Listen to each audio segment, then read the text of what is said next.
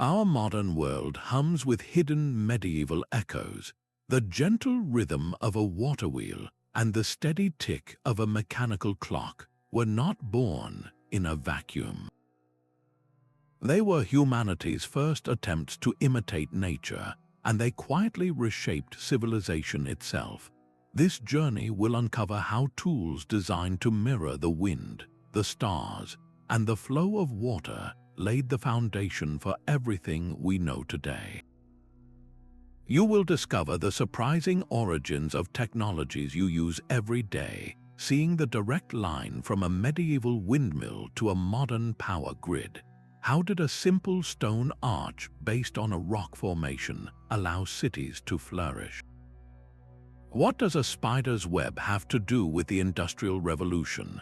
By the end, you will never look at a clock or a compass the same way again.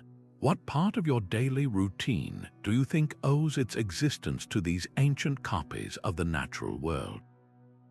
The steady pulse of a river did more than carve canyons. It offered a blueprint. Picture a medieval miller, his hands no longer sore from grinding grain for hours.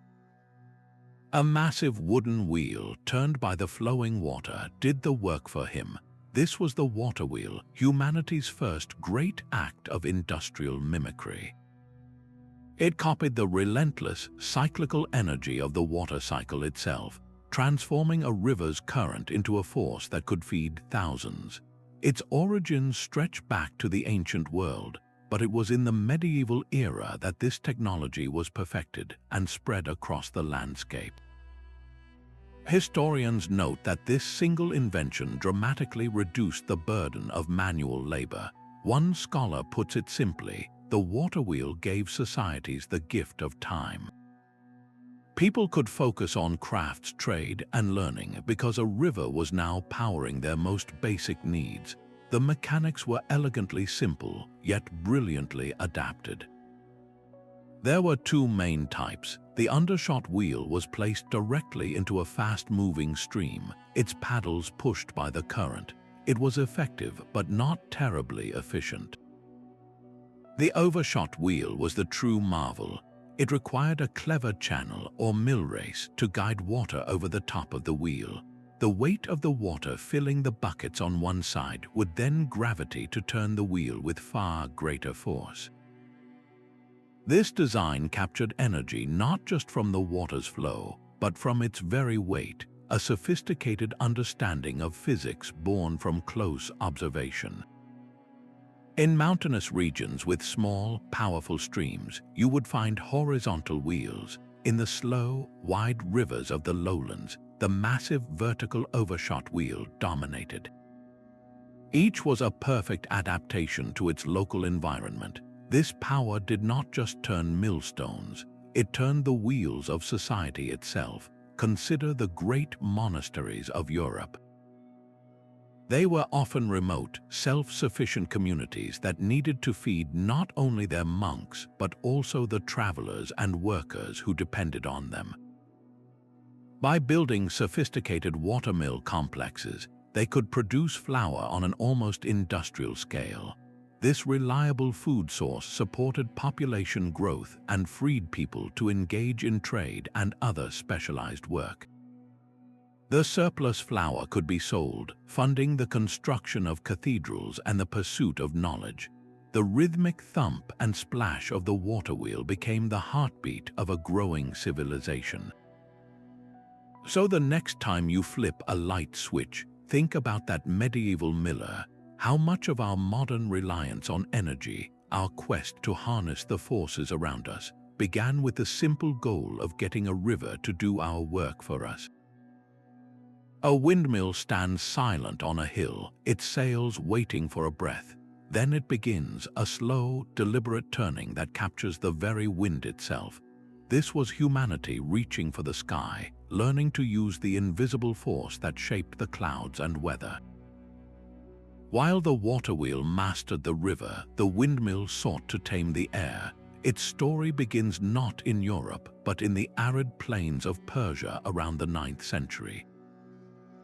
Here, the first known windmills were built with vertical sails, spinning around a central axis like a merry-go-round, designed to grind grain in a land where flowing water was scarce.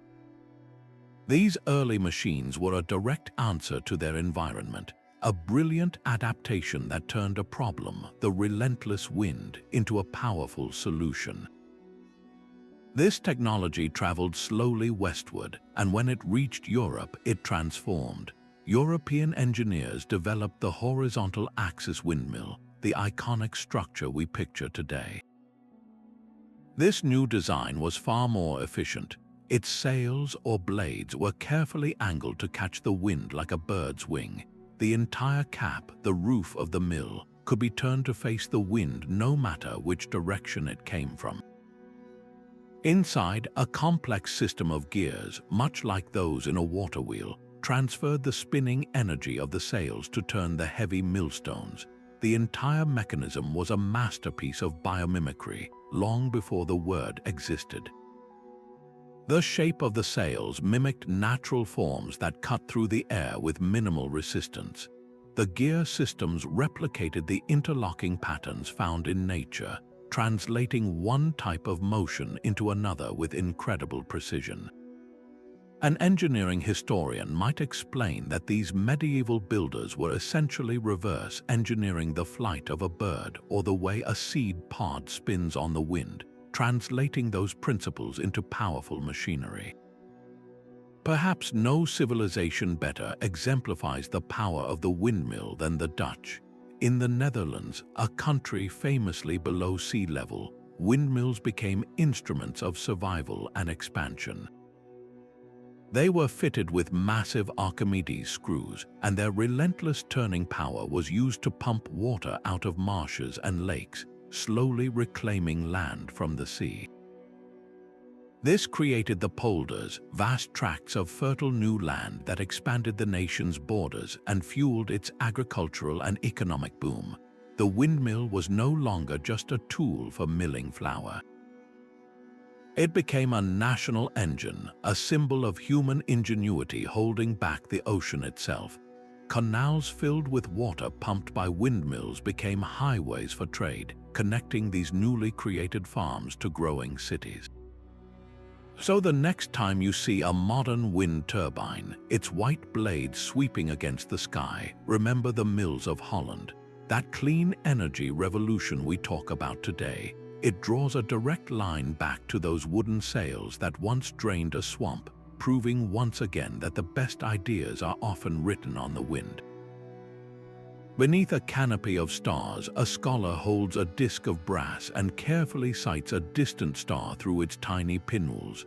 This is the Astrolabe, a portable model of the cosmos that placed the entire night sky in the palm of a human hand. It was the ultimate act of celestial mimicry, an instrument that replicated the turning of the heavens to solve earthly problems. Its origins lie in ancient Greek geometry, but it was medieval Islamic scholars who refined it into a masterpiece of scientific engineering. They engraved its plates with intricate coordinate lines, creating a two-dimensional map of the three-dimensional sky, a tool that could tell time by the sun or stars, predict the changing seasons, and guide the faithful in determining the direction of prayer. A 10th century Persian text describes it as the mathematical jewel, an instrument of such accuracy that it could answer any question posed to the heavens. The heart of the astrolabe was its genius for imitation. A rotating fretwork disc called the retere represented the fixed stars and major constellations. Beneath it, a series of plates were engraved for different latitudes, each one a map of the sky for that specific location. By turning the retere, you could simulate the daily rotation of the stars for any given time and date. It was a working model, a celestial clock that mirrored the universe above. This mirroring had profound practical uses. For a traveler or a sailor, the astrolabe was a key to navigation. By measuring the altitude of the North Star above the horizon, a user could calculate their latitude with remarkable precision. This allowed sailors to venture farther from familiar coastlines, confident they could find their way back or reach new land. Portuguese explorers navigating down the coast of Africa and later Arab traders crossing the Indian Ocean relied on these instruments. Their voyages, powered by knowledge etched in brass, did not just expand trade routes in silk and spices. They wove together continents, facilitating an unprecedented exchange of goods, ideas, and cultures that quietly reshaped the medieval world. The astrolabe's influence even reached into the rhythms of daily life and faith, used to determine the exact times for daily prayers and to mark religious holidays based on lunar observations. So when you glance at the blue dot on your phone's map, guiding you effortlessly through an unfamiliar city, pause for a moment. That digital certainty is the direct descendant of a brass disc held up to the stars, a timeless human urge to map the unknown and find our place within it. This mastery of celestial measurement would soon find a parallel in a new, more urgent need, the precise division of time itself. A stone sundial stands in a quiet cloister garden, its shadow a silent hand sweeping across numbered lines. This was the world's clock for centuries, a direct conversation between humanity and the sun. The daily arc of our star, from dawn to dusk, was transcribed onto stone and metal, creating a universal language of time. Ancient Egyptians used the earliest obelisks as giant gnomons, the shadow-casting part of the sundial, to track the sun's movement. By the height of the medieval era, this technology had been miniaturized and refined, becoming the primary timekeeper in monastery gardens and bustling town squares. A historian of science might note that the sundial did more than tell the hour. It imposed a new kind of order on society. For the first time, the day could be divided into precise, repeatable segments, fostering a culture of punctuality that was essential for complex communal life. The design of a sundial is a lesson in applied astronomy. The central gnomon must be angled perfectly to match the latitude of its location, pointing toward the celestial pole to ensure its shadow accurately reflects the sun's position. The dial face, often beautifully engraved, is a map of the sky projected onto a flat surface. There were many variations. An equatorial sundial has its dial plate parallel to the equator, with hour lines spaced evenly apart. The more common horizontal sundial, lying flat on a pedestal, has a more complex arrangement of lines to account for the tilt of the Earth. Each design was a localization of cosmic motion, a custom-built sun tracker. Within the walls of a medieval monastery, the sundial was the heartbeat of daily existence. The monks' entire lives were structured around the canonical hours, the set times for prayer throughout the day and night. A sundial in the cloister garth allowed the appointed brother to call the community to matins, lauds, or vespers with solar precision. This rigid schedule, governed by the sun's shadow, created a powerful communal rhythm that synchronized the work and worship of dozens of men. It was a life lived in harmony with the heavens, a rhythm so ingrained it shaped the very concept of the hour as a fixed, measurable unit. How did this natural timepiece influence our modern concept of hours and minutes? The sundial gave us the framework, the idea of dividing the day into standard parts, but its rule was absolute and unyielding, bound to the sun. The next great leap in timekeeping would be to break that celestial chain, to build a clock that could tick faithfully in the deep of night or on a cloudy day, freeing time from the shadow of the gnomon. The chime of a bell echoes across a crowded market square, a sound not from a church tower but from a new master of time. High above the streets, the town clock marks the hour with mechanical precision, severing humanity's final tether to the sun's shadow. This was the birth of artificial rhythm, a pulse engineered by human hands to mimic the perfect cycles of the cosmos. In the 14th century, the first mechanical clocks emerged in the towers of European cities. their invention driven by a desire to replicate the dependable motions of the planets and the steady flow of water. The earliest weight-driven clocks were monumental achievements of engineering, their design refined from centuries of experience with water clocks, which used the predictable drip of liquid to mark the passage of time.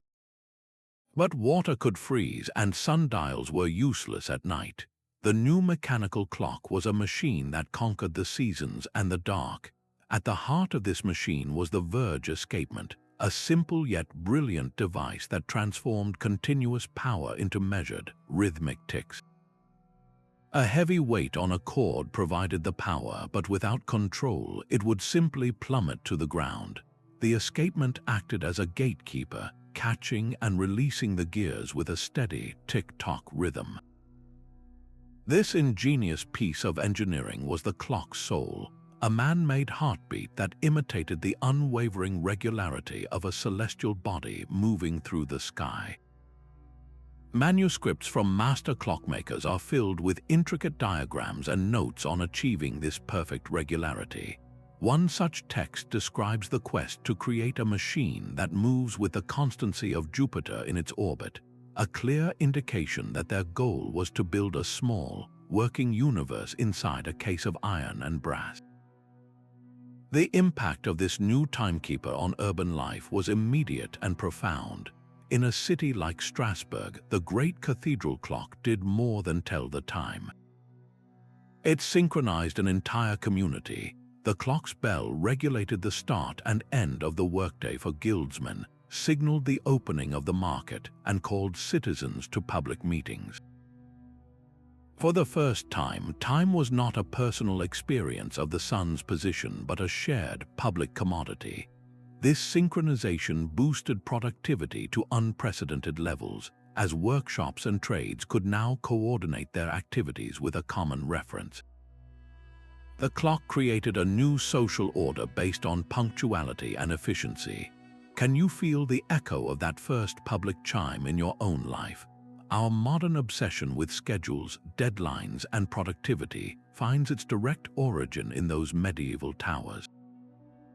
The mechanical clock taught us to quantify our lives in hours and minutes, to value the efficient use of time itself. This was a quiet but monumental shift from living within nature's rhythms to imposing our own mechanical order upon the world. That relentless tick-tock, a sound once confined to a town square, now beats in the background of our every waking moment. And this new mastery over time's flow would soon inspire an even greater ambition, the desire to control the very space we inhabit, leading to instruments that could map the world itself. The deep, rhythmic cut of a plowshare through soil is a sound as old as civilization itself. But the medieval plow was more than a simple blade. It was a complex tool designed to imitate the very processes of life beneath our feet.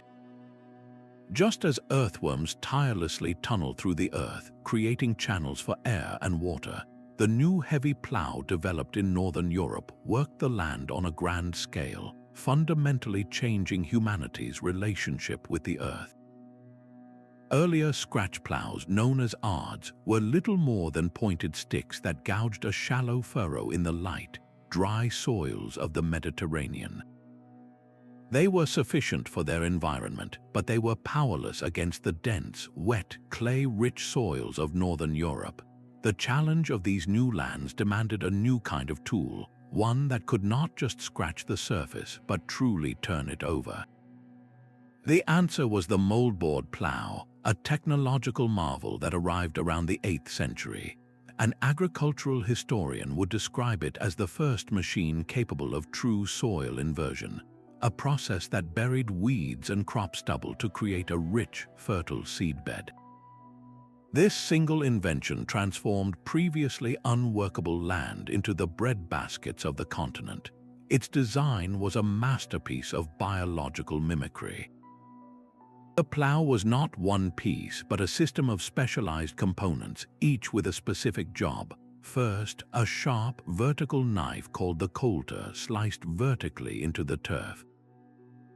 Then the horizontal share, a pointed blade, moved forward to cut the base of the sod.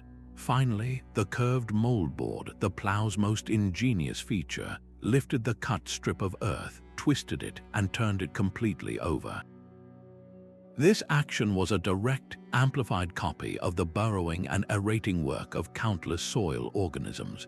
The entire process created deep furrows that improved drainage in wet soils and brought fresh nutrients to the surface. Regional adaptations were crucial. In the sandy soils of Scandinavia, farmers stuck with the lighter ard, which was perfectly suited to that terrain. But across the Great Plains of Northern Europe, the heavy moldboard plow became king, often requiring a team of 8 oxen to pull it. This communal investment in a single powerful tool forged new social bonds as villages pooled their resources to work land that no single family could manage alone. This newfound power over the earth directly enabled the 3-field system of crop rotation. Instead of farming only half their land each year while the other half lay fallow, villagers could now divide their fields into 3. One section for a winter crop like wheat, one for a spring crop like oats or barley, and one left fallow to recover. The deep plowing was essential for preparing the soil for this intensive cycle. The result was a dramatic increase in food production. One scholar notes that crop yields may have doubled in some regions, supporting a sustained population boom and providing the surplus calories that fueled the growth of medieval towns and cities. The food on a craftsman's table, the strength in a stonemason's arms, all traced back to the slow, deliberate progress of the plow through a muddy field. That legacy of earth manipulation continues today.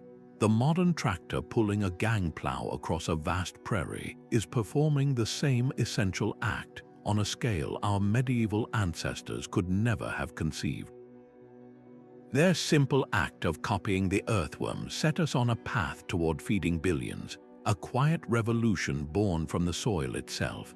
This mastery over the land and its resources would soon inspire a new wave of innovation, one focused not just on what the earth could grow, but on the very materials it could provide.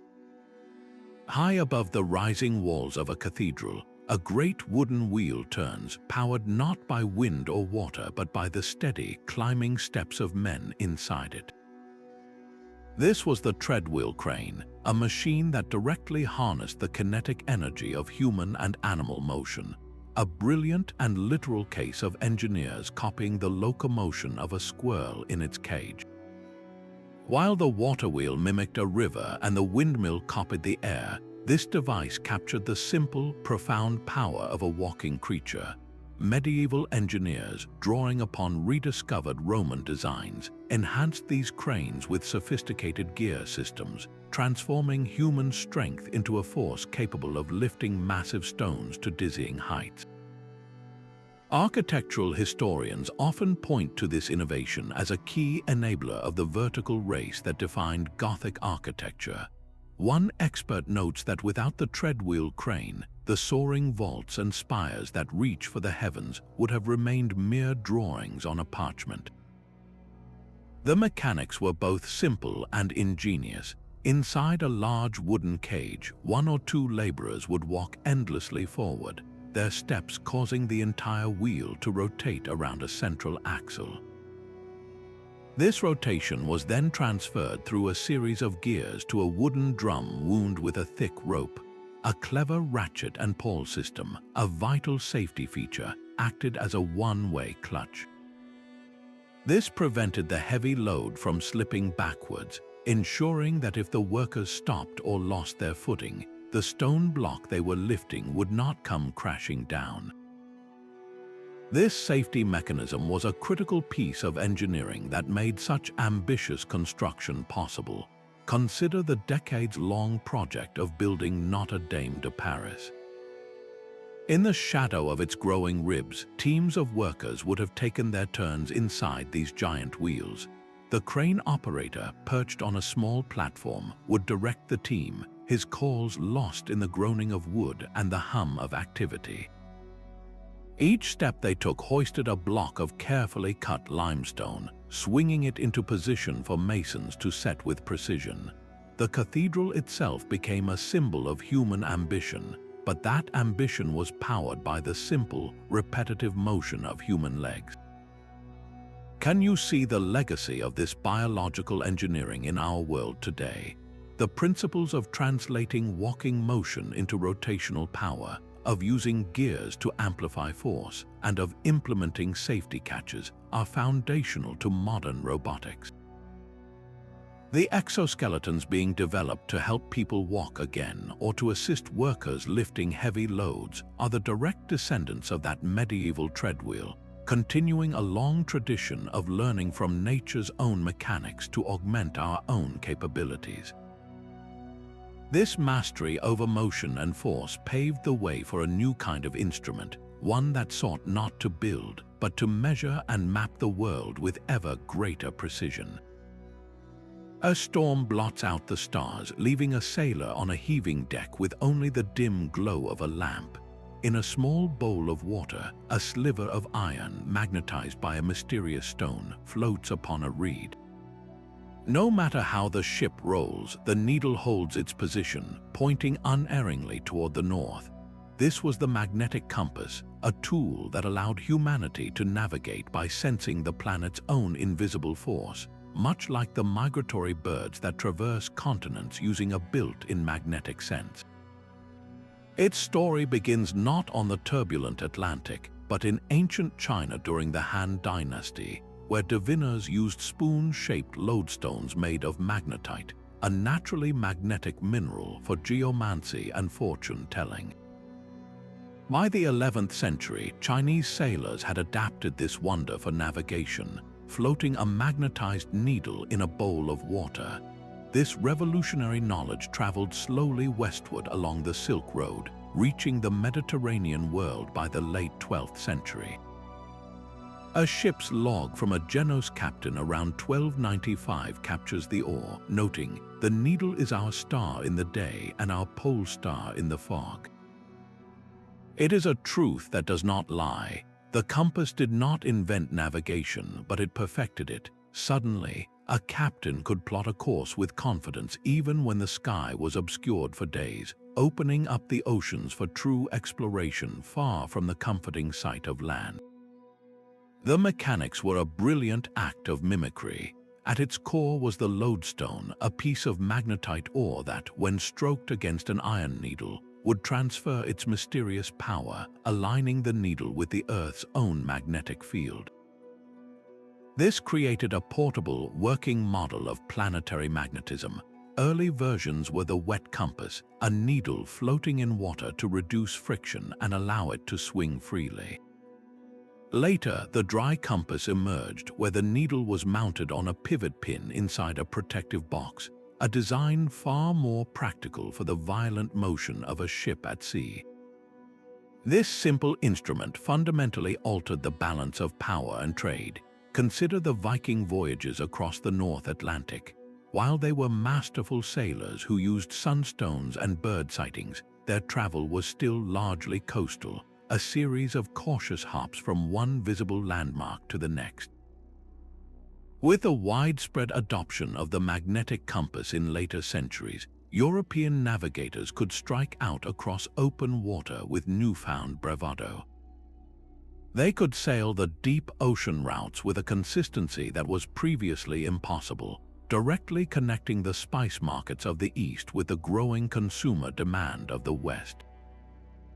This was not merely about finding new lands, it was about weaving the world into a single, interconnected economic web. Our modern world of global positioning systems and turn-by-turn directions on a phone screen rests upon this foundational breakthrough.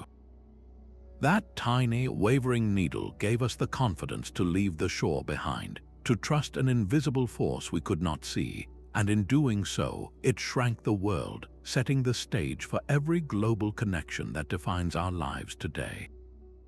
The roar of a forge depends on a steady, rhythmic breath.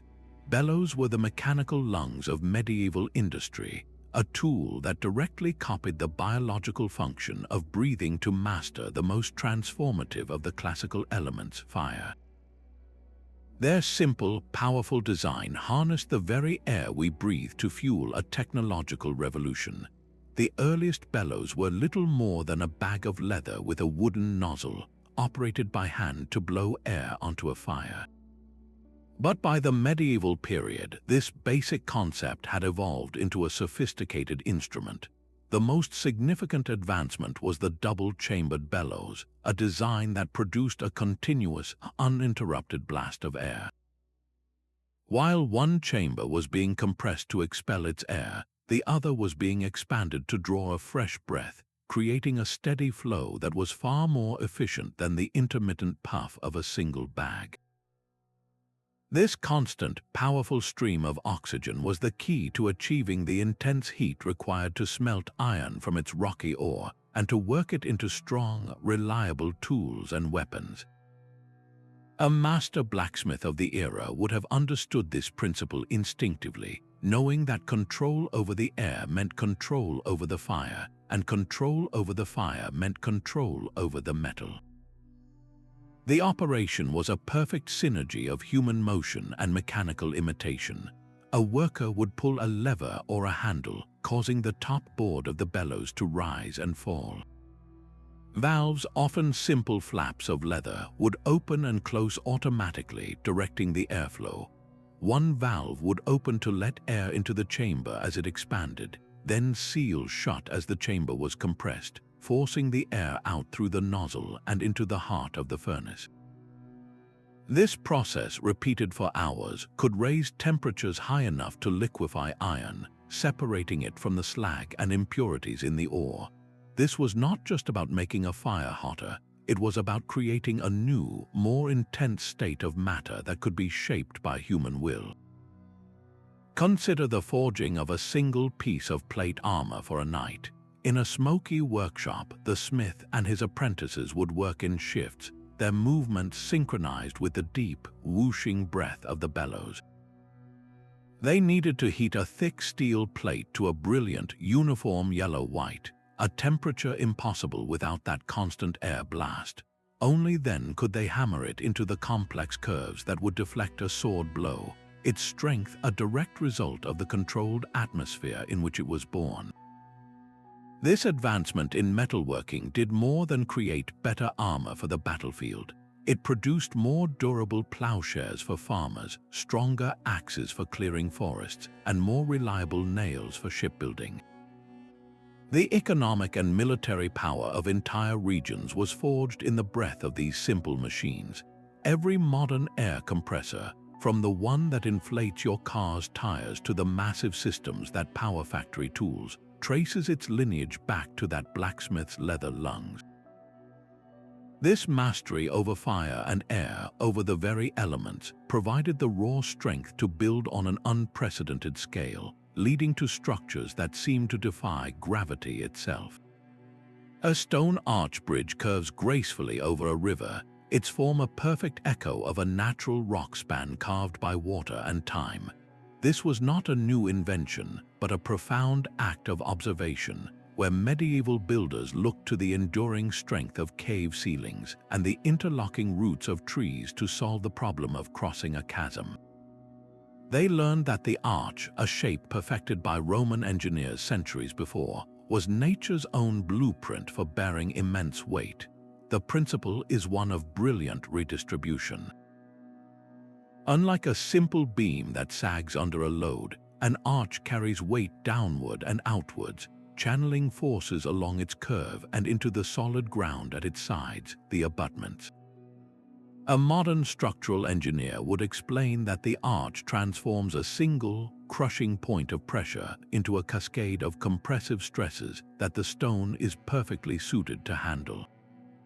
It is a shape that embraces the load, making the bridge stronger the heavier the burden it bears. At the heart of every arch lies its most critical component, the keystone. This is the wedge-shaped stone at the very apex of the arch, the final piece locked into place. Before the keystone is set, the entire structure is unstable, supported by temporary wooden scaffolding. But the moment the keystone is tapped home, it locks all the other stones into position, and the arch becomes self-supporting. The scaffolding can be removed, and the bridge stands on its own, a testament to perfect balance. The entire structure pushes inward against this central piece, and the keystone pushes back, creating an equilibrium that can last for millennia. This is precisely how the roots of a great tree interlock to stabilize the trunk against fierce winds, or how the stones of a natural arch remain suspended, each one holding the others in a mutual embrace of force. Consider the Ponte Vecchio in Florence, a bridge that is so much more than a crossing. Built in the 14th century, its arches support a thriving community of shops and homes right over the River Arno. This was not merely a feat of engineering, it was a social and economic innovation. The bridge became a vital artery for trade, with jewelers, artisans, and merchants setting up shop directly upon its back. It connected two parts of the city, yes, but it also became a bustling marketplace and a cultural crossroads where goods and ideas flowed as freely as the water below. The very stones of the Ponte Vecchio facilitated the daily interactions that fueled the Renaissance, proving that a bridge could be the heart of a city. The legacy of this natural engineering is all around us. Every modern concrete overpass, every steel railway viaduct, and every elegant suspension bridge relies on the same fundamental principle of load distribution that medieval masons discovered by looking at the world around them. That simple, powerful curve, stolen from a canyon wall, quietly underwrites the entire connected world we live in today. And just as these bridges connected physical spaces, a new form of imitation was about to connect minds, using the very fibers of the natural world to carry human thought across vast distances. The rhythmic clack of the loom is the sound of a spider's web being built by human hands. Each thread, guided by heddles that rise and fall, interlaces with the next, creating a sturdy fabric from fragile strands. This was the horizontal loom, a medieval invention that transformed the simple act of weaving into a sophisticated form of production, directly inspired by the intricate, efficient patterns spun by nature's own weavers. Before its arrival, weaving was a slow, vertical process done on warp-weighted looms, requiring constant, laborious handwork. The new horizontal loom, which appeared in Europe around the 11th century, changed everything. It turned a domestic chore into a specialized craft, automating the most repetitive parts of the process and allowing for the creation of far wider, finer, and more complex textiles. A textile historian might observe that this was the moment cloth ceased to be merely functional and became a commodity of real economic power, noting that the loom did for thread what the waterwheel did for grain. It multiplied human effort exponentially. The mechanics were an elegant dance of imitation. The key innovation was the use of heddles, sets of cords or wires with eyelets that held the vertical warp threads. By pressing foot pedals or treadles, the weaver could raise some threads while lowering others, creating a space called the shed. Through this opening, the weaver would then swiftly throw a shuttle carrying the horizontal weft thread. A single operator could now maintain a steady, rapid rhythm, their feet controlling the pattern while their hands focused on the shuttle. This division of labor between hands and feet was a breakthrough in human-machine interaction, a precursor to the complex controls of later industrial machinery. Different regions developed their own specializations. The treadle loom became the standard, but its application varied. In the bustling textile centers of Flanders, now modern-day Belgium, these looms were the engines of an economic revolution. Flemish weavers became famous for their high-quality woolen cloth, a product so desirable it was exported across the known world. The wealth generated by these looms did not just fill merchant coffers, it built guild halls, funded public works, and created a new, powerful urban middle class of artisans and traders. The cloth trade became the backbone of regional prosperity, weaving together the fates of sheep farmers, dyers, fullers, and merchants into a single, thriving industry. Can you see the pattern repeating? Our modern automated factories, with their robotic arms performing precise, repetitive tasks, are the direct descendants of that medieval loom. The fundamental principle remains the same, using machinery to replicate and amplify a natural process, turning raw material into a valuable product with speed and consistency our hands alone could never achieve. This mastery over thread and pattern, over the very fabric of daily life, would soon inspire tools of a different sort, ones designed not for utility, but for capturing beauty itself. A scholar squints at a faded manuscript, his aging eyes struggling to decipher the tiny, intricate script. Then he lifts a polished piece of glass, a lens, and the blurred letters snap into sharp, legible focus. This was not magic, it was mimicry, a direct copy of the eye's own crystalline lens. By carefully grinding glass into a curved shape, medieval artisans learned to bend light just as our own eyes do, bringing the distant and the minuscule within reach. The creation of these glass lenses began in 13th century Italy, a quiet revolution in vision. Artisans discovered that a convex lens, thicker in the middle and thinner at the edges, could gather light rays and converge them to a single point, magnifying whatever lay beneath it. This simple principle extended the working life of scholars, scribes, and monks whose eyes were failing them. A historical optician might note that the invention of spectacles was one of the first technologies to directly combat the physical frailties of age, effectively giving people back years of productive sight. The grinding process itself was an art form.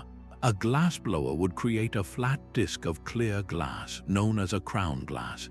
This disc was then painstakingly ground against a rotating metal wheel coated with increasingly fine abrasives, like sand or emery powder, until it achieved the perfect curvature. The final polish with a felt wheel gave the lens its clarity. There were two primary shapes for two different problems. The convex lens, which bulged outward, corrected farsightedness, allowing aging eyes to focus on close-up work. Later, the concave lens, which curved inward, was developed to help those with nearsightedness see distant objects clearly. Each was a precise tool, custom ground to correct a specific failure of nature's own design. In the silent scriptorium of a monastery, the impact was profound. An elderly monk, his vision clouded by years of meticulous work, could place a magnifying lens over a precious parchment. Suddenly, he could continue his sacred duty of copying texts without error, his hand guided by a clear image. This simple act of focusing light helped preserve countless classical and religious manuscripts from decay, ensuring the flow of knowledge through generations. The lens became a guardian of memory, a tool that fought against the oblivion of time.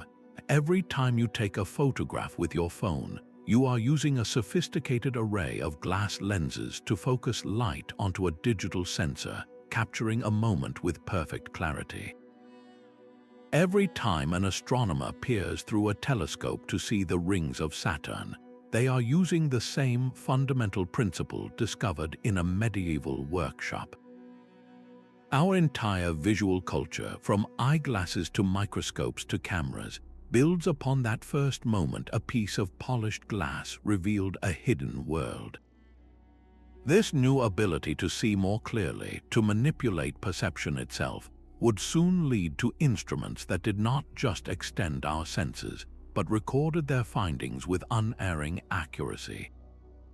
A gentle, continuous stream flows along a stone channel high above the valley floor, a river redirected by human hands. The medieval aqueduct was a triumph of hydrological mimicry, an artificial riverbed designed to copy the reliable, gravity-fed flow of a mountain stream and deliver it directly to the heart of a growing city.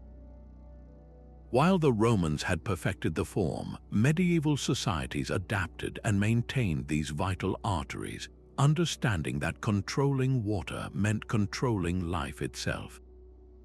An urban planner from the era would have argued that a reliable aqueduct was more valuable than any city wall, for it reduced the spread of waterborne diseases like dysentery and cholera, creating a healthier, more stable population that could fuel urban expansion. The engineering was a masterclass in observing nature. The entire system relied on a constant, gentle gradient. The channel had to slope downward just enough to keep the water moving steadily from its source in the hills to the city, often dozens of miles away. Too steep a slope and the water would flow too violently, eroding the channel walls. Too shallow and it would stagnate. Builders used simple but effective tools like the corrubates, a water level, to ensure this perfect pitch was maintained over vast distances. And when the channel needed to cross a valley, they employed the same principle of the arch used in bridges, constructing massive arcades that carried the water channel high above the ground, a testament to their understanding of compressive strength. Maintaining this man-made river was a continuous communal effort. Teams of workers would regularly inspect the covered channels, cleaning out silt and debris and repairing cracks in the stone or concrete to prevent leaks. This was not just infrastructure maintenance, it was the stewardship of a city's lifeblood. In remote monastic communities, the aqueduct took on an even deeper significance. A monastery like Le Thoronet in France built its own sophisticated water system, channeling fresh spring water for drinking, cooking, and sanitation, but also to power a fountain in the cloister, a constant reminder of spiritual purity, and to feed the monastery's mill and workshops. This self-sufficiency in water allowed these communities to flourish in isolation, turning them into hubs of agricultural experimentation, manuscript production, and cultural preservation. Quiet gurgle of water in the cloister was the sound of civilization sustaining itself. Every time you turn on a tap and expect clean water to flow, you are experiencing the legacy of that medieval engineering. Our vast network of pipes and reservoirs is simply the modern incarnation of the stone aqueduct, a system that still relies on gravity and careful gradients to bring a mountain's bounty into our homes. This mastery over water's flow did not just quench thirst, it opened up new horizons, fueling the development of tools that would finally allow humanity to venture beyond the sight of land with true confidence. A knight stands firm in his saddle, his feet anchored in two simple iron loops. This is the stirrup, a device that gave a rider the stability of a tree gripping the earth with its roots. Before its arrival in Europe from the Asian steppes around the 8th century, a warrior on horseback was a precarious figure, often needing to grip the horse with his legs or rely on a high pommel just to stay mounted during a skirmish.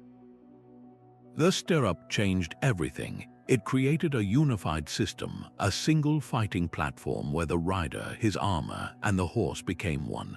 A military historian would explain that the stirrup did not just offer comfort, it fundamentally altered the physics of mounted combat. By bracing his feet, a knight could now absorb the shock of a spear strike without being thrown from his mount. More importantly, he could put the full weight of his body and his charging horse behind a lance held firmly under his arm. This was the birth of the heavy cavalry charge, a battlefield tactic that would dominate warfare for centuries. The design was deceptively simple. Early stirrups were often made of wood or bone, but the most effective versions were forged from iron. A skilled blacksmith would bend a single bar of iron into a D shape, creating a sturdy base for the foot and a loop for the leather strap that connected it to the saddle. This loop was not just a fastener, It was a pivot point that allowed the rider to shift his weight and adjust his stance while maintaining that crucial, rooted connection to his horse. This simple iron ring became the linchpin of a new military aristocracy. Consider the Norman conquest of England in 1066. The Bayeux Tapestry vividly depicts Norman knights using stirrups as they charge into battle at Hastings. This was not a minor detail, it was a critical advantage. The stability provided by their stirrups allowed these knights to fight effectively with heavy lances and broadswords while wearing chainmail, making them the tanks of their era. Their ability to deliver a disciplined, shattering charge against the Anglo-Saxon shield wall was a direct result of this technology. The stirrup made the armored knight the ultimate battlefield weapon, reshaping the social and political landscape of Europe by concentrating military power in the hands of a mounted elite.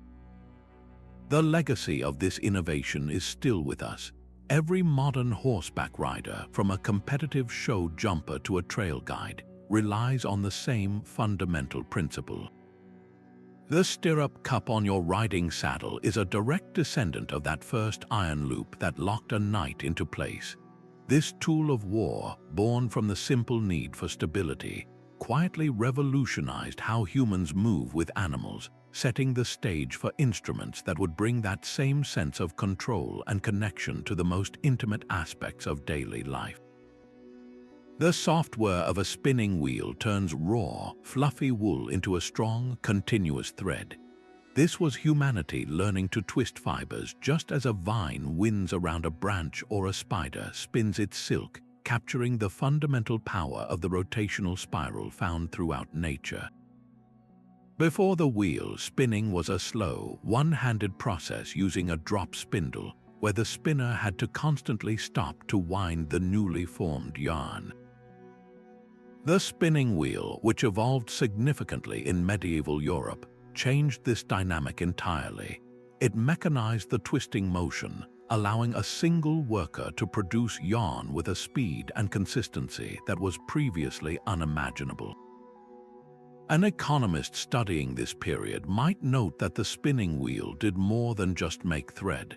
It fundamentally altered the economic landscape. By dramatically increasing the output of spun yarn, it became the critical bottleneck breaker for the booming cloth industry. This surge in production capacity, often managed by women within the household economy, gave them a new and vital role as producers of a valuable trade commodity, quietly increasing their economic agency. The mechanics of the wheel were a symphony of coordinated motion. The spinner used a foot pedal or treadle to turn a large drive wheel with a continuous rhythm.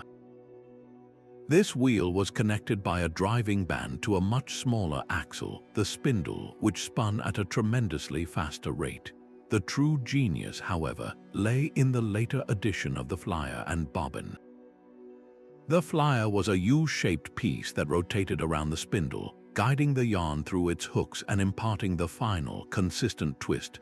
Alongside it, the bobbin, which held the finished yarn, rotated at a slightly different speed, automatically winding the thread as it was created. This flyer and bobbin system was a self-regulating marvel, a machine that could imitate the continuous, fluid motion of a spinner's hands without ever tiring. In a rural household, the rhythmic thump of the treadle became the soundtrack of cottage industry.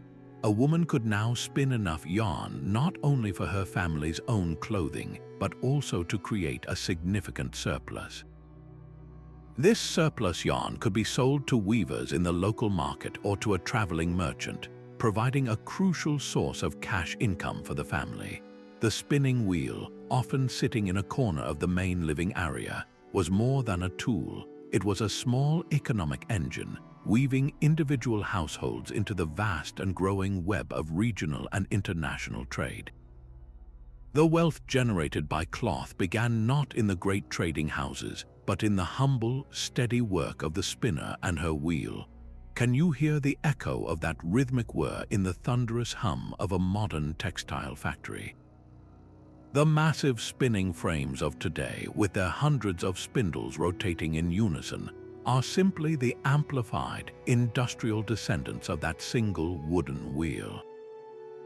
They perform the same essential act of twisting nature's fibers, proving that some of our most advanced manufacturing still moves to the ancient, rotational rhythm of a vine.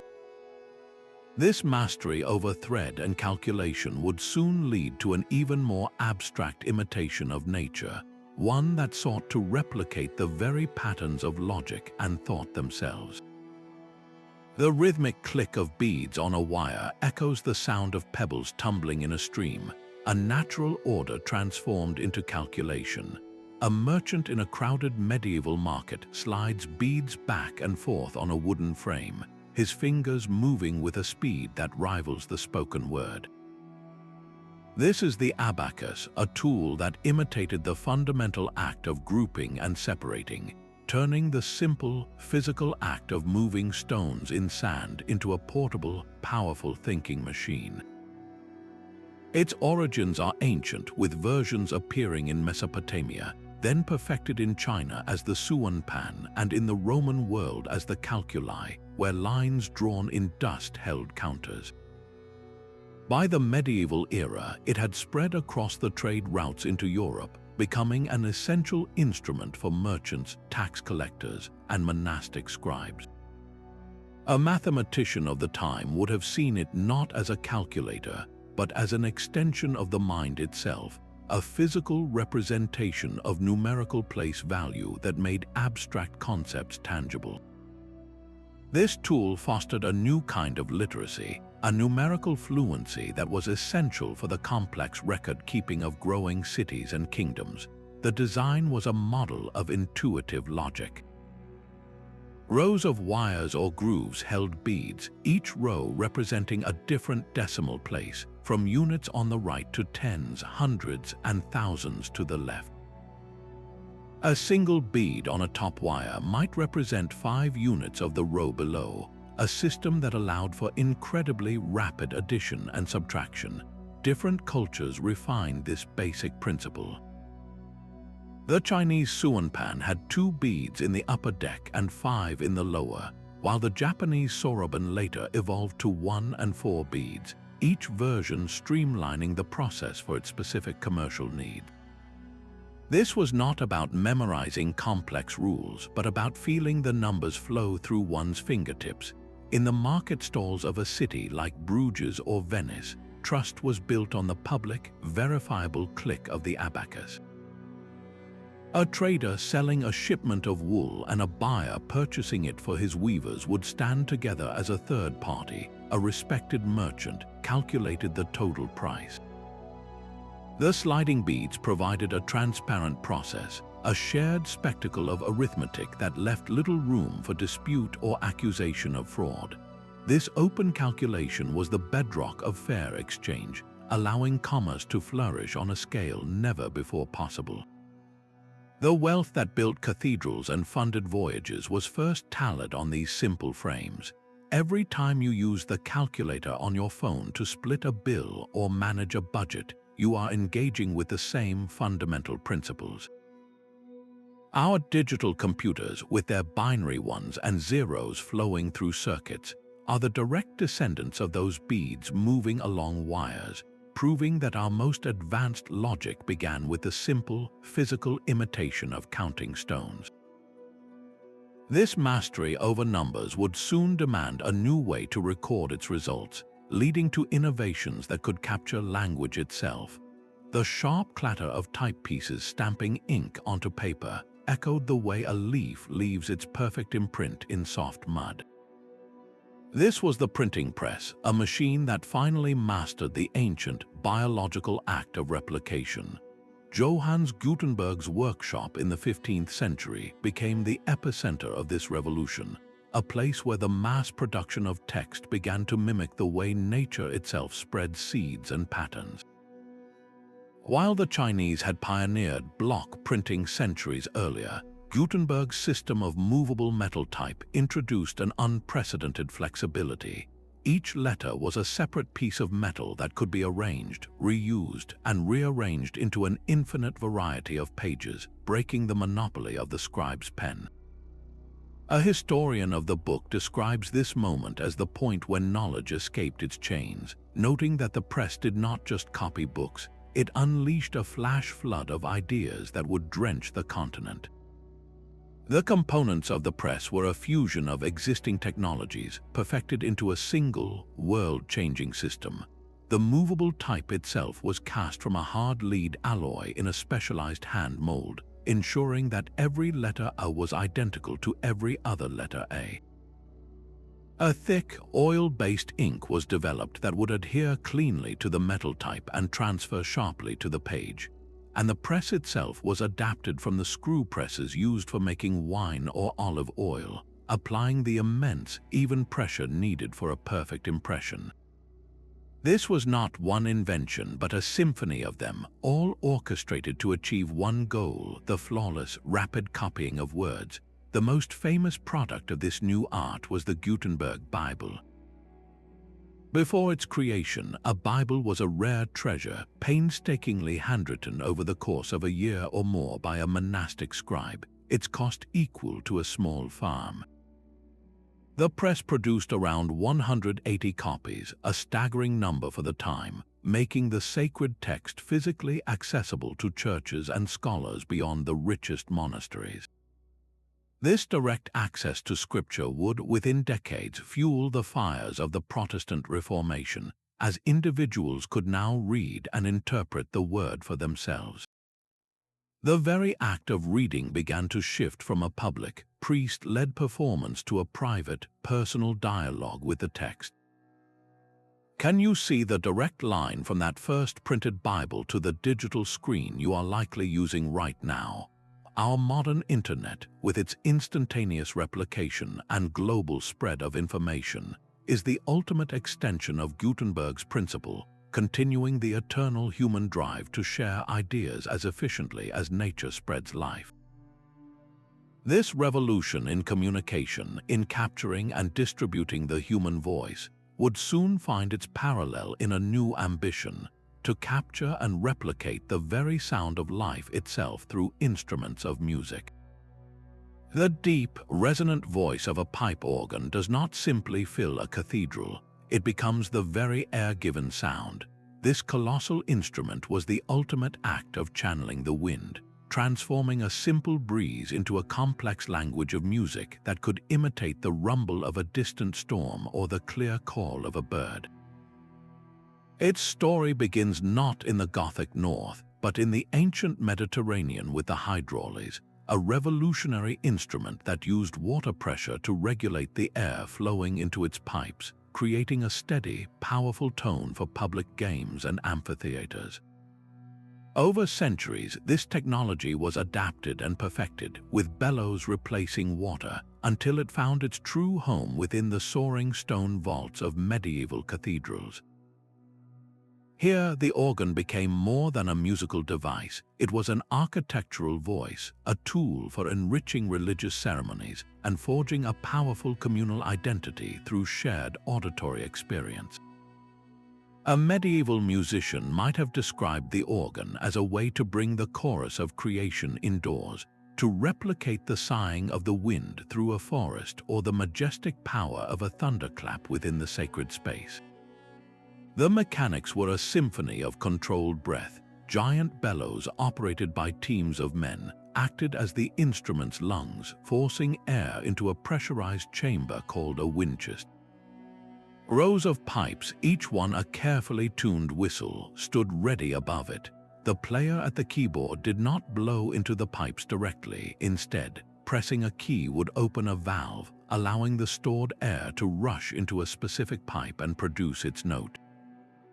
The true genius lay in the stop controls. These knobs or levers could connect the keyboard to different sets of pipes, each with its own unique tone color or timbre. One stop might engage a set of wide flue pipes that mimicked the soft sound of a human choir. Another might control narrow reed pipes that produced a bright, piercing tone reminiscent of a natural trumpet. This gave the organist a vast palette of sonic colors to paint with, all generated from a single source of moving air. Consider the experience of a worshipper in Notre Dame de Paris centuries ago. As light streamed through the stained glass, the organ would swell, its sound not coming from a single point but emanating from the very walls. The deep pedal notes would vibrate through the stone floor, felt in the chest as much as heard, creating a sense of awe and sublime power that simple vocal chant could never achieve.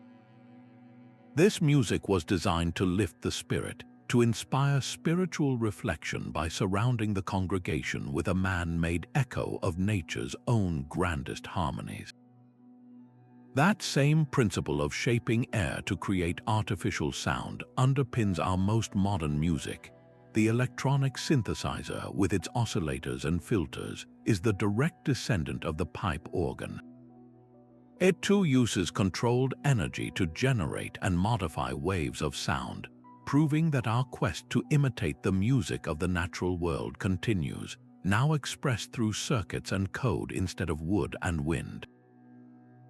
The air in the dye house is thick with the earthy scent of boiling roots and the sharp tang of fermenting leaves. Here, in bubbling vats, medieval artisans performed a kind of alchemy, coaxing brilliant colors from the muted tones of the natural world. They were copying nature's most vibrant strategies, extracting pigments from plants and insects just as a flower uses its bright petals to attract a bee.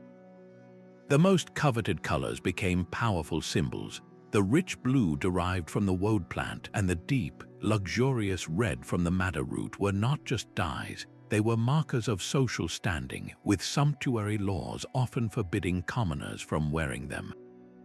A chemist studying these processes would point to two crucial steps: mordanting and fermentation. A mordant, typically a metallic salt like alum, acted as a chemical bridge. It was first applied to the plain wool or linen, creating a bonding site on the fibers so the dye molecules would latch on permanently instead of washing out. Fermentation, used for dyes like woad, involved soaking the crushed leaves in warm water for days. This process broke down the plant material to release the precious blue pigment, a stinky but necessary prelude to achieving that beautiful, lasting azure. The sources for these colors read like a merchant's exotic shopping list. Saffron, the delicate stigmas of a crocus, produced a magnificent and prohibitively expensive yellow.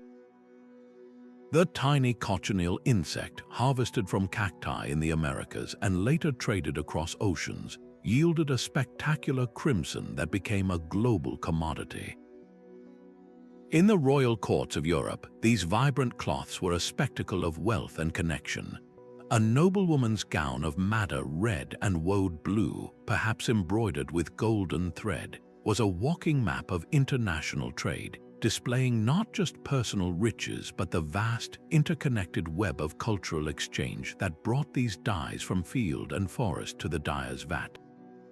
Every time you choose a brightly colored shirt from a store rack, you are participating in a tradition that began in those steamy workshops. Our modern synthetic dye industry, with its vast rainbow of laboratory-created colors, is the direct descendant of that ancient quest to capture nature's own palette. This mastery over color and chemistry, over the very appearance of our world, would soon find a parallel in the human desire to master something far more intimate, the health of the body itself.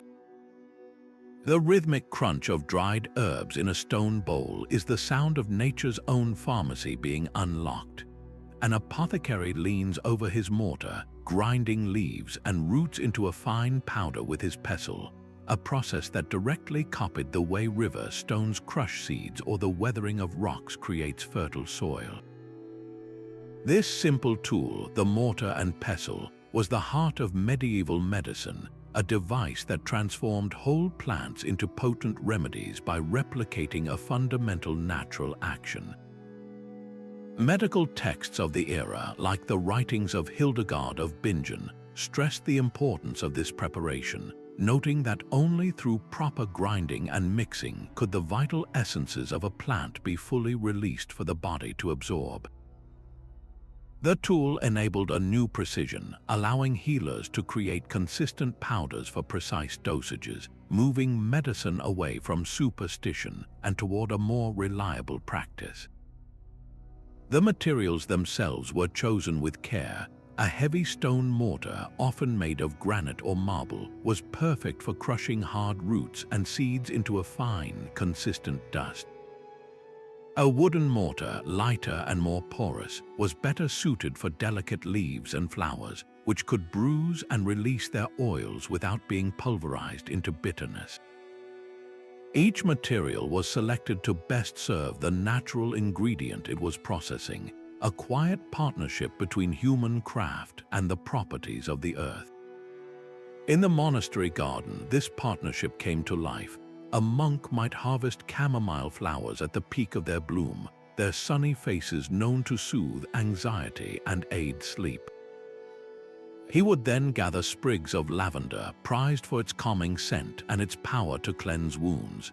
Back in the infirmary, he would carefully grind these herbs in his wooden mortar, releasing their fragrant oils to create a poultice for a feverish patient or a calming tonic to ease a troubled mind.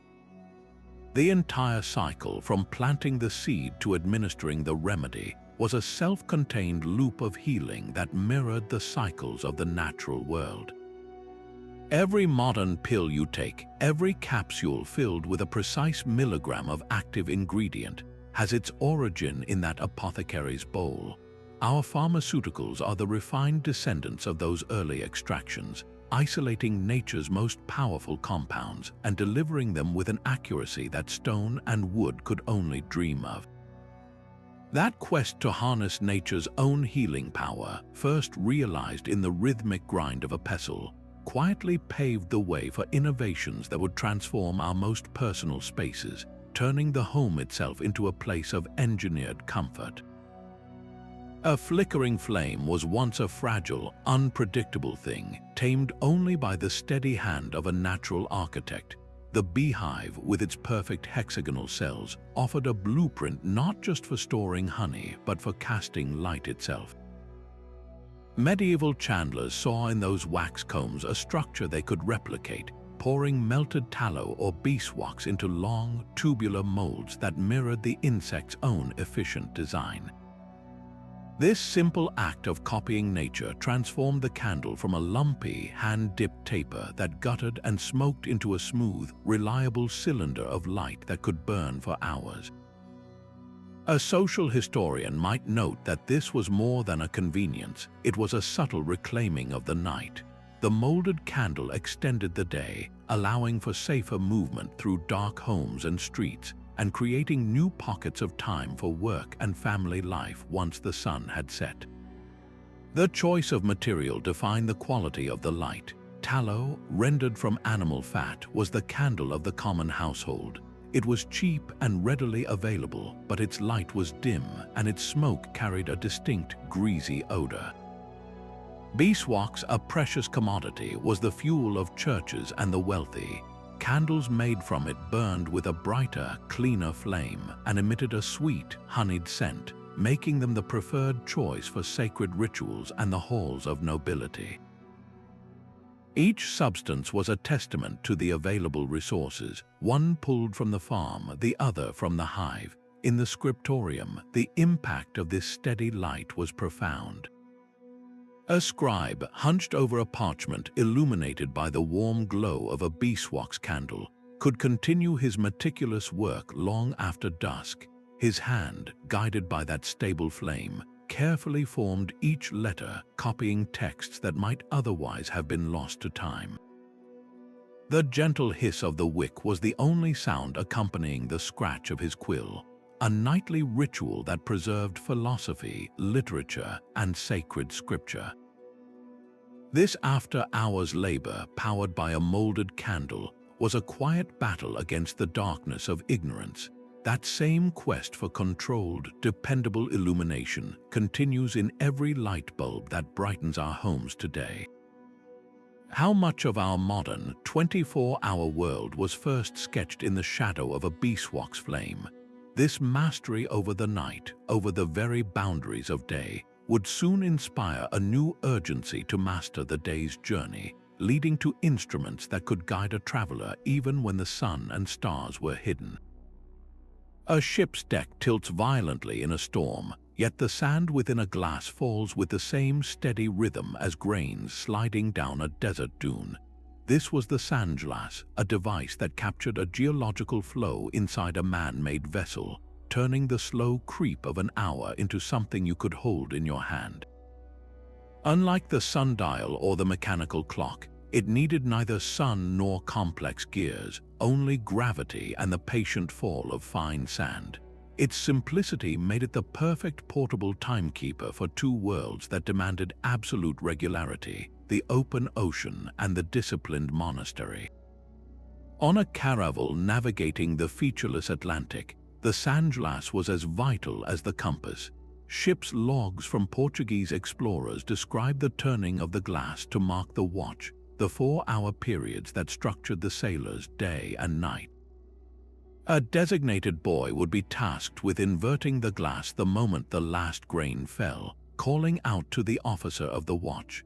This relentless, half-hourly ritual allowed the crew to calculate the ship's speed with a log line and, crucially, to maintain a course over weeks at sea.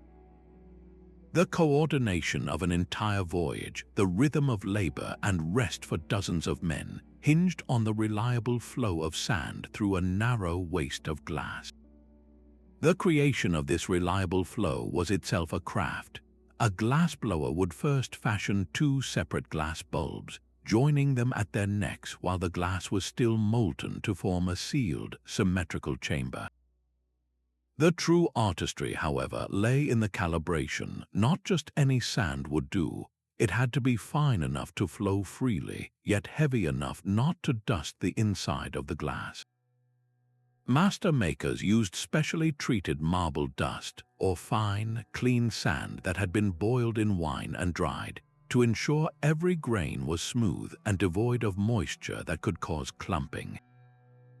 The amount of this prepared material was then measured with exquisite care, determining the duration of the fall, be it 30 minutes for a ship's watch or a single hour for the monastery's prayers.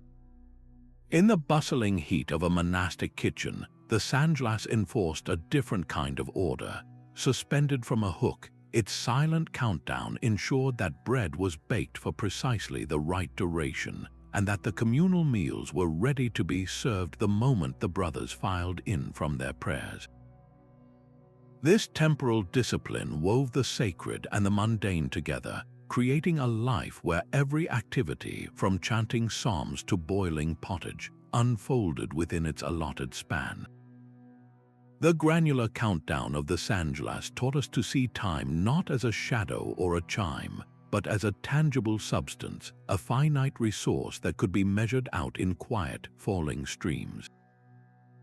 Every time you flip a kitchen timer to boil an egg or a coach uses a stopwatch to split seconds, you are using the direct descendant of that simple glass bulb. This mastery over life's small intervals gave humanity the confidence to measure out grander ambitions, setting the stage for instruments that would not just track time, but chart the very depths of the ocean. A navigator stands on a heaving deck, raising a brass instrument to his eye to catch the precise angle between the horizon and a distant star. This is the sextant, the ultimate refinement of celestial mimicry, a device that performed the same essential act as a migratory bird sensing its latitude from the sun's arc. It allowed humanity to navigate by the heavens with a precision that finally matched the instincts of the natural world. This tool did not appear suddenly. It was the culmination of centuries of gradual improvement. Earlier instruments like the medieval cross-staff and the mariner's astrolabe paved the way. The cross-staff was a simple wooden T, where the navigator slid a crosspiece until its ends touched the horizon and a star, measuring the angle on a scale. It was effective but clumsy, forcing the user to stare directly at the sun and the horizon at once. The mariner's Astrolabe was a heavier, simplified version of its scholarly cousin, designed for stability on a ship. Portuguese explorers chronicling their voyages down the African coast wrote of the constant struggle to get a clean reading with an astrolabe on a moving deck, a challenge that drove the quest for a better instrument. The sextant solved these problems with breathtaking elegance. Its core principle was measuring the altitude of a celestial body above the horizon. The instrument used two mirrors, a principle of double reflection that allowed the navigator to bring the image of the sun or a star down to the horizon line. By looking through the eyepiece, he would see the horizon and the reflected star simultaneously, then adjust a movable arm until the star appeared to rest right on the sea's edge. A precise scale on the curved limb would then reveal the angle, a number that could be cross-referenced with nautical almanacs to pinpoint the ship's latitude. Key components worked in harmony. The index mirror moved with the arm. The horizon mirror was half-silvered to see both the real horizon and the reflected star, and filters protected the eye from the sun's glare. This was not just a tool, it was a portable observatory. In the hands of a captain like James Cook, the sextant became an engine of discovery. On his voyages across the vast Pacific, Cook used his sextant with meticulous care, charting coastlines with an accuracy that had previously been impossible. His detailed maps of New Zealand and Australia did not just fill blank spaces on a parchment, they created reliable pathways for the ships that followed. These new sea lanes became the arteries of the first truly global trade networks, carrying porcelain, tea, and spices from Asia to Europe, and silver back in return. The world was being woven together, thread by brass thread, through the measured angles of a sextant. Every time your delivery is tracked across an ocean or a flight path is plotted across a screen, that digital certainty rests on a foundation of celestial mechanics. How much of our interconnected world was first charted by a sailor squinting through an eyepiece, trusting the stars to guide him through an empty sea? This profound mastery over our place on the planet, born from mimicking the sky, would soon inspire a final wave of tools that looked not outward, but inward, seeking to replicate the very workings of the human mind. The steady tick of the clock, the reliable draft of the bellows, the unwavering point of the compass, these were not isolated gadgets. They were the quiet, interconnected pulses of a new society. By copying the rhythms and forms of the natural world, medieval civilization built a scaffold for the modern era, transforming daily life from a struggle for survival into a platform for progress. The cumulative effect was a revolution in sustainability, creativity, and human potential. Economically, these tools generated unprecedented surpluses. The heavy plow and the windmill created agricultural abundance, while the loom and the spinning wheel turned cottage industries into economic powerhouses. This surplus wealth funded the growth of cities as people moved from the countryside to become merchants, artisans, and scholars.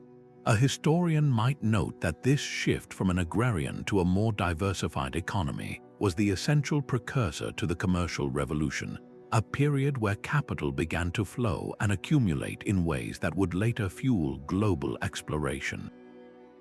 Socially, these innovations redefined time and community. The public clock synchronized the work of thousands, fostering a culture of punctuality and coordinated labor that boosted productivity to levels previously unimaginable. The mechanical loom and the water-powered mill created new social classes of skilled workers and merchants, weaving a complex social fabric that was less about feudal obligation and more about trade and craft.